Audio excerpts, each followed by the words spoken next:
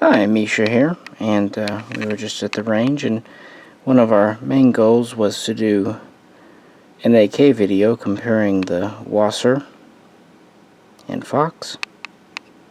So we had our 7.6239 covered, but I was trying to think what to bring for 223, and I thought we haven't had an AR out in a little while, so why not bring that?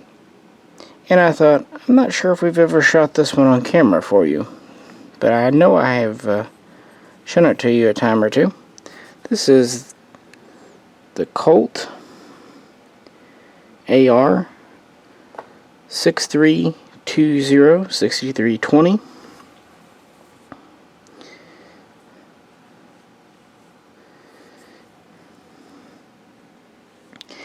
And this is a special production contract or special production weapon ordered by police departments around 2000 and delivered the following year. It is very similar to the AR, later LE6520, and kind of related a bit to the early M4s or late so-called M16A2 carbines, or Blackhawk down carbines as they were kind of colloquially known after the Mogadishu incident and all that stuff. So it's an interesting kind of old and modern mix. And I thought, since it's not a common gun, why not talk a little more about it, revisit it? Can't have you guys thinking we're only AK fans around here. We have to show the AR some love.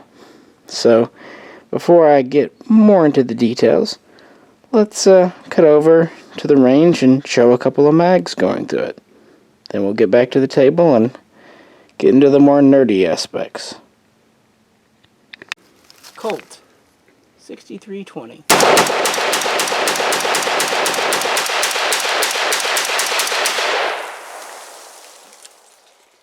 No surprise, it was 100% reliable. We didn't do any torture tests or any endurance tests, just a few mags through it because it was a nice day. Guns like this are always fun because they keep that original lightweight, compact spirit that the AR-15 always had. So the story of this gun. On the receiver, it has kind of its own unique roll marking. AR-15 Lightweight. As you saw on the other side, it will have the restricted LE markings. That's because these were all built and delivered in 2001. So, kind of what I think of as deep in the dark times of the National Federal Assault Weapons ban. So this, back when it was made, was not legal for civilian ownership. It could only go to police departments, all that stuff. Well, a special contract from Colt requires at least a minimum of 300 units ordered, although of course the more the merrier.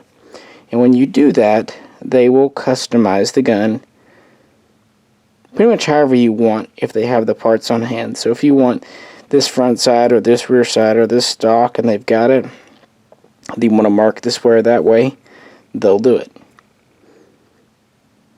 And the police departments wanted a simple, no frills carbine that was basically as light and handy and durable as they could do. And that's what the 6320 is here. Starting at the back in no particular order, we do have a basically modern receiver extension with 4 positions and the modern style castle nut. But we have the older style Fiberlight AR15 stock. I think at least some had the M4 stocks, because 2000-2001 was really right around the time they were transitioning away.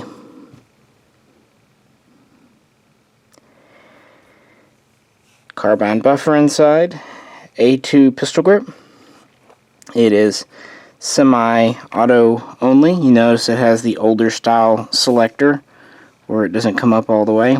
As with all Colt semi-autos, they machine off the stops. That's just a thing Colt's always done ever since the first SP1s. Don't ask me why. It does use the larger trigger group FCG pins. However, thankfully, it has a standard front pivot pin. It's not the fat .320 of the SP1, the double-headed screw. It is a .250, and it doesn't have the small screw. It actually does have a pivot and all that detent, so it's a captive pin.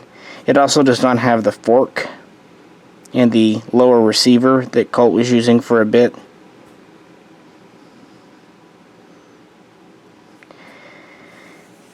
Everything else here is pretty standard. Standard magazines, standard military trigger. Here is our first real big difference aside from the roll marking itself. This has what Colt referred to at the time as field sights, what we would know as M16A1 or AR15 type sights. These can only be adjusted with a tool. They don't have knobs like an A2 sight, up or down. And you notice it's a fixed carry handle, no rail. Back in 2000, 2001, that was still a common thing. Rails were just getting to be quite popular. So that wasn't such a big deal. But no one knows for sure exactly why they went with this rear sight, but the common opinion is that it was to keep police officers from messing with the rear sight adjustments.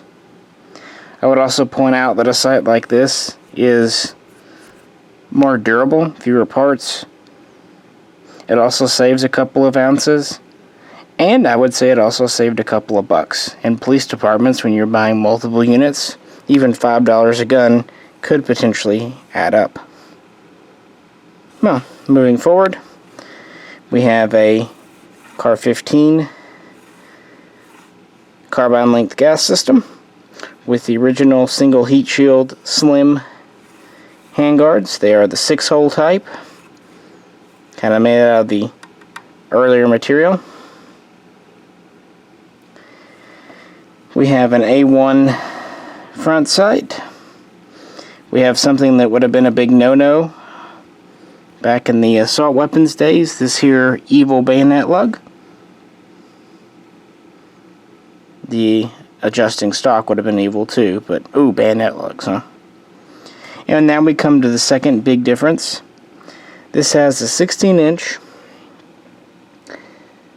pencil profile, so M16A1 XM177 GAW 5 lightweight. It's skinny up here, it stays skinny back here.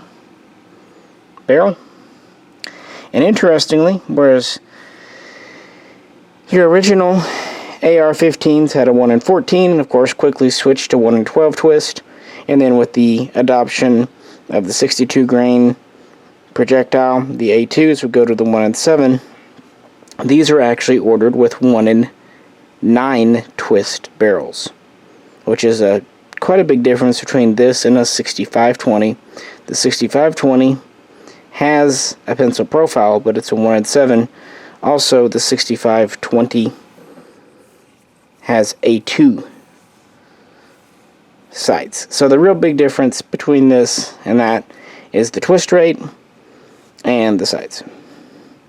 I would imagine they wanted to do the 1 in 9 because they wanted to have the option to use 55 grain or 62 grain.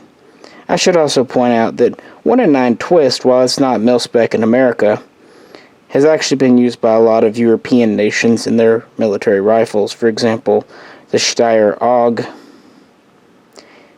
the Polish Beryl, even the French FAMAS. Of course, this is also a chrome-lined barrel, button-rifled, light but good quality, and it's capped off by the standard 1/2 by 28 threads and typical birdcage flash hider.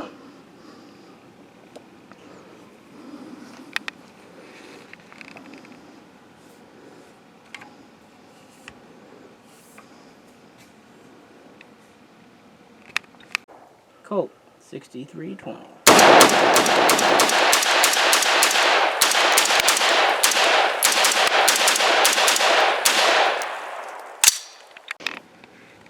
Flipping it back over, we see it has a pretty standard A2 M4 forward assist and brass deflector, but it's actually very uncommon to see those on the same receiver forging as A1 rear sights. Kind of a Canadian C7, C8 look going on. Of course, it has your standard port door, standard M16 type bolt carrier. Back then, you'll notice they did not have the safety markings on the right side of the receiver. It's kind of before that was a major deal. Of course, it takes standard AR mags.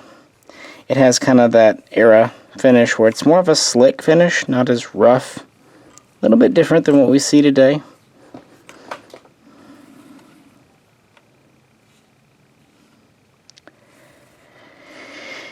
And yeah, the trigger on this is standard military trigger. Not good, not bad.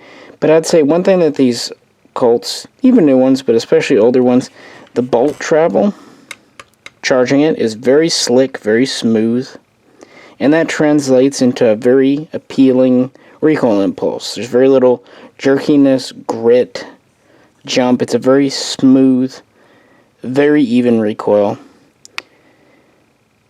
And even though, you know, this is 223, this is also still a very light gun. I should have put it on the scale before bringing it out. But certainly under 7 pounds, not a whole lot over 6, maybe even a little under, come to think of it. Yeah, in the 6 pounds range, a lot lighter than today's M4s and all the tactical doodad guns. This is about as KISS as you can get it.